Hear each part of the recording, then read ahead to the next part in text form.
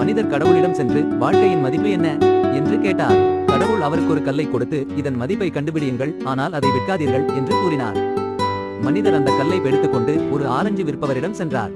அவர் அதற்காக 12 ஆரஞ்சுகளை தருவதாக கூறினார். மனிதர் மறுத்தார், ஏனெனில் கடவுள் அதை விற்காதீர்கள் என்று கூறியிருந்தார். பின்னர் அவர் அந்த கல்லை ஒரு காய்கறி விற்பவரிடம் காட்டினார். அவர் ஒரு மூட்டை உருளைக்கிழங்கை தருவதாக கூறினார். அதையும் அவர் மறுத்தார். பிறகு அவர் ஒரு நகைக்கடைக்கு சென்றார். நகைக்கடைக்காரர் அந்த கல்லுக்காக 10,000 தருவதாக கூறினார். ஆனால் அந்த மனிதர் அதையும் மறுத்தார். இறுதியாக ஒரு ரத்தின கடைக்கு சென்றார். அங்கே உள்ள விற்பனையாளர் அந்த கல் மிகவும் சிறப்பானது, விலையை மதிப்பிட முடியாது, இதற்கு எவ்வளவுதான் பணம் கொடுத்தாலும் போதாது என்று கூறினார்.